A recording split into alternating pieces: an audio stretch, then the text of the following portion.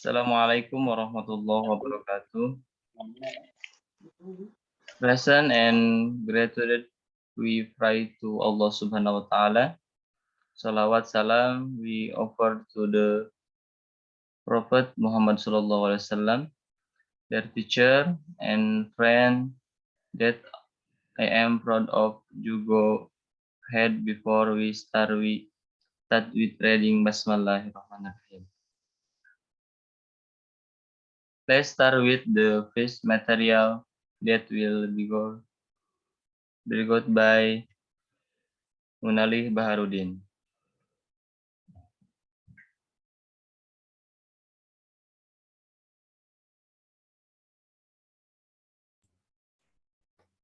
Okay, the first one is number. Number is an arithmetical value expressed by a word, symbol, or figure representing a particular quantity and used in counting and making calculates and for showing order in series or for identification. At number, they have many symbols like the equals, plus, min, or times, over, and they have interpretation and in the below.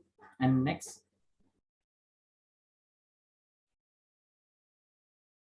Numbers in accounting. Accounting is the language of business and its numbers are relevant to convey financial information. Learning how to find meaning in those numbers is a valuable skill that can make you understand where your business is going.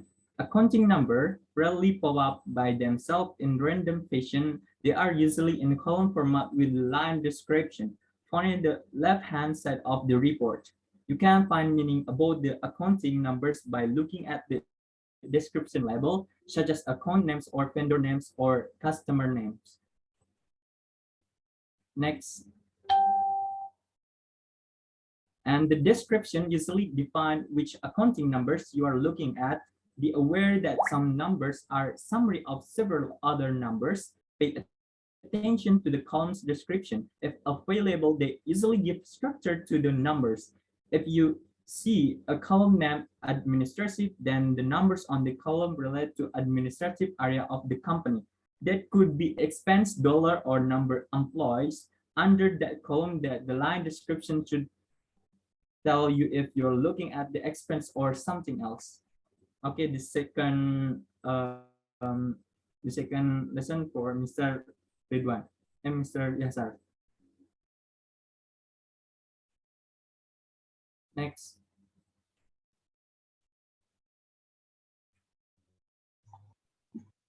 Number 2, analyzing balance sheet. The balance sheet is like a snapshot of company's financial situation at a moment in time. That's why it's sometimes called a statement of financial condition. It shows a side-by-side comparison of a company's asset and its liabilities and equity. Assets include things like cash, account receivable, and equipment. Liabilities include things like account payable and debts owed to creditor. The balance sheet is one of the basic tools in fundamental analysis. Fundamental analysis helps to determine security valuation as well as growth potential. A major factor that you will want to analyze is your company's working capital, which is current assets minus. Additionally, we'll want to calculate your debit to equity ratio ratio.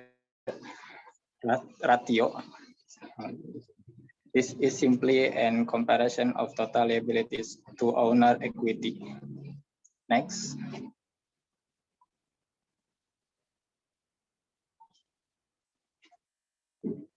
To find it, divide total liabilities by owner equity. The resulting ratio indicates how much of your company's operation are funded by debt compared to equity. For example, a debt to equity ratio of 2 means that your company is run with twice as much borrowed money and equity.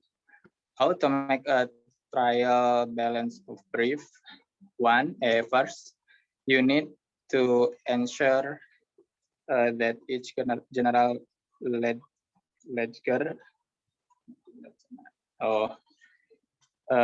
you need to ensure that each general ledger account is balanced.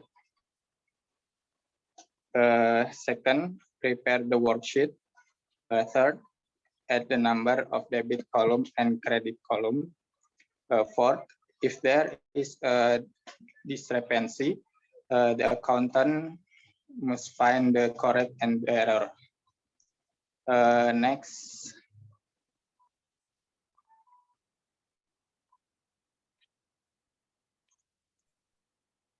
Mr. Ridwan. The third material is a guiding principle of accounting. Accountant oversee and record the exchange of money. These talent professionals work in every sector of society. Business, government, and individual depend on them. And all accountants are guided by the same principle. Here are some accounting principles. The first one, business entity. The second one, conservatism. The third is objectivity. The fourth, relevance. And the last, full disclosure. Next.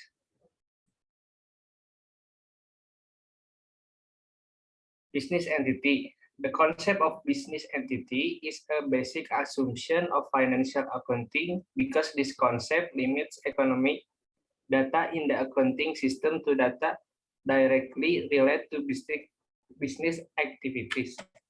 In other words, business is seen as a separate entity from its owners, creditors, or other stakeholders. For example, a sole proprietorship accountant would record only business activities, not the owner personal activities, asset or debts in other words, accounting cannot be used by a business.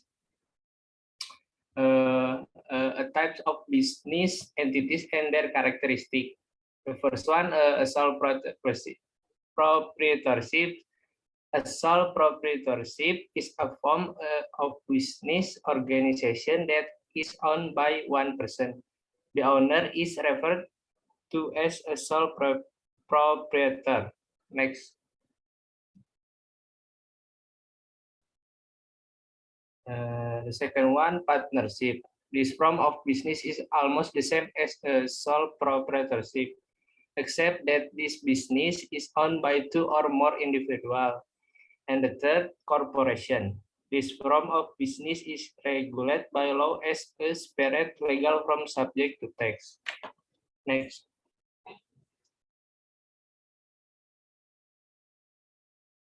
Conservatism. Accounting conservatism is defined as a cautious reaction in the face of the uncertainty inherent in the company to try to ensure that the uncertainties and risks in the business environment are adequately considered.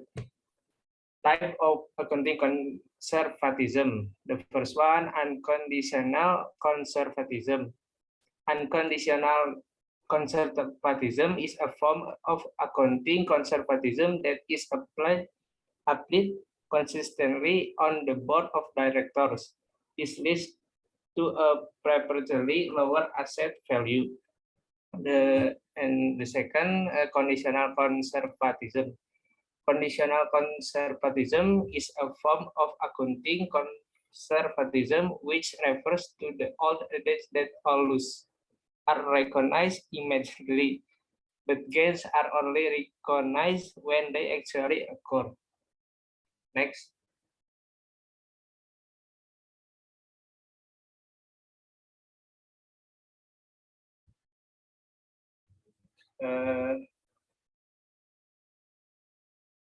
The fourth material will be explained by Angga. Objectivity. The objectivity principle in accounting statement and financial statement should be objectivity. The accounting information should be unbiased and free from an external or internal influence. They have financial statement to be audited and be useful for evaluation. Relevant. The relevant principle is an accounting principle that stated or offer financial information to be useful the external user. Without relevant financial information would be used to investor and creditor. The main purpose of financial accounting is to add external user like investor and creditor and making decision about the company.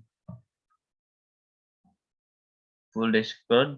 The full disclosure concept is an accounting principle and requires management to request all relevant information about the company, information to creditor and investor in the financial statement and footnote in authored word GAAP.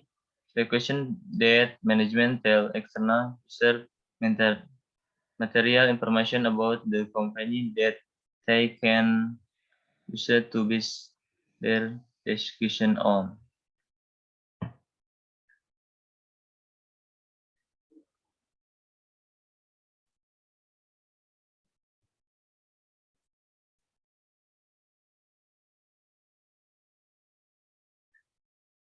Okay, my dad, we can get, we will close it with hamdalah. Alhamdulillahirabbil alamin. Assalamualaikum warahmatullahi wabarakatuh.